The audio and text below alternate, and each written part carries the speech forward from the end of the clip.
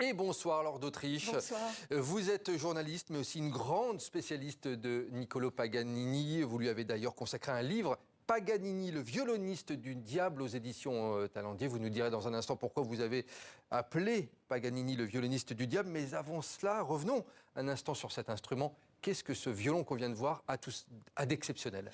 Oh, il a une couleur ambrée, une couleur magnifique, une forme magnifique et un son exceptionnel. On l'appelait il canone et le canon parce qu'il a un son très puissant. Il fait partie des violons les plus incroyables du monde, comme les Stradivarius, les Guarnerius sont parmi les plus beaux violons au monde. Et pourquoi cette visite médicale high-tech et aussi pourquoi en France?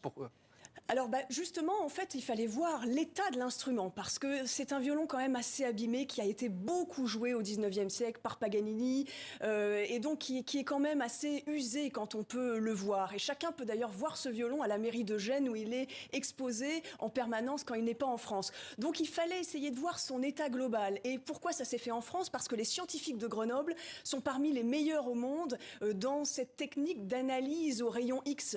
Donc ça permettait d'avoir quelque chose de très précis, 16 000 images qui permettent de voir l'état global de l'instrument, effectivement ses clous, son intérieur, son vernis, son bois et globalement eh bien, le violon est plutôt en bon état donc ça rassure quand même les spécialistes. Oui, ça a été plutôt positif ces recherches. Niccolò Paganini, il l'avait légué à sa mort à sa ville natale de Gênes, vous venez de le rappeler. En deux mots, quelle est l'histoire de ce violon? Alors ce violon en fait c'est un mécène qui l'a prêté un soir à Paganini pour un concert. Paganini avait 21 ans et ce jour-là, donc Paganini devait le restituer et le mécène lui a dit « Vous le jouez tellement bien, je vous le donne, il est à vous, ce violon ne sera jamais mieux joué que par vous. » Et Paganini va adorer cet instrument, il va jouer toute sa vie avec, même si ensuite il va acheter d'autres violons, ce sera celui-là son violon préféré. Et aujourd'hui, parmi les rares personnes autorisées à en jouer, figurent les lauréats du concours international de violon Paganini. C'est un concours qui a lieu tous les 2 ans à Gênes, hein, c'est bien cela. Donc il y a quelques privilégiés. Là, on voit Kevin Zou.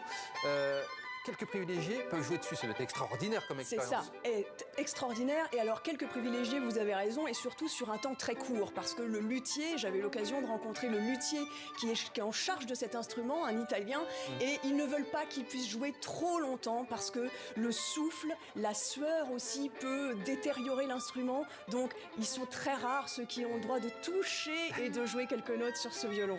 Il vaut assez cher en plus ce violon. Hein. Oui, plusieurs millions d'euros. Là, on parlait de 30 millions, mais en réalité, il n'a même pas de valeur. Il n'a pas de prix. C'est un joyau, si vous voulez. C'est comme la Joconde de Vinci. Ce violon est vraiment... C'est une œuvre d'art. C'est une œuvre d'art. Il est protégé comme un déplacement de chef d'État avec des personnes qui s'occupent de sa sécurité en permanence.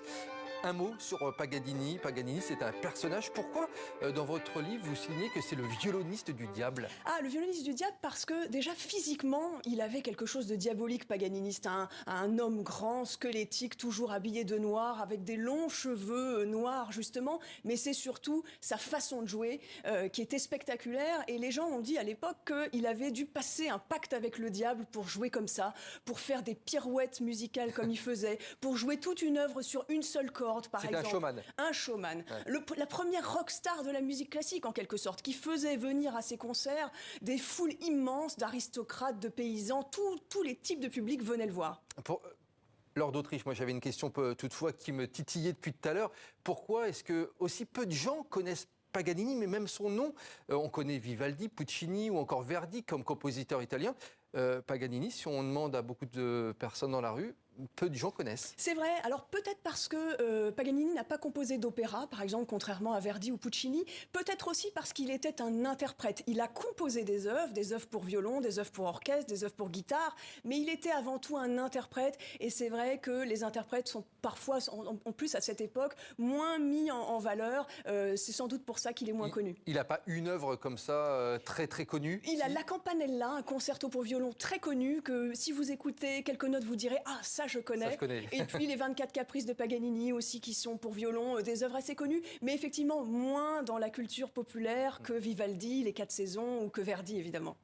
Laure d'Autriche, dernière question. Vous qui êtes une fan de musique classique avant d'être journaliste, quelle est la découverte liée aux nouvelles technologies qui vous ferait rêver dans ce secteur de la musique classique? Ah, alors, avec l'intelligence artificielle, évidemment, il y a beaucoup de choses. Je dois dire que ce qui est fait depuis ces derniers mois, par exemple, pour continuer une œuvre inachevée, c'est assez fascinant. On a fait ça, par exemple, avec la 10e symphonie de Beethoven qui n'existe pas. Prendre des bribes d'un grand compositeur et terminer quand l'intelligence artificielle peut composer, peut écrire une œuvre qu'un grand compositeur n'a pas pu écrire. Je dois dire que le résultat est souvent assez fascinant et on va en voir encore de belles choses dans ce genre dans les années qui viennent.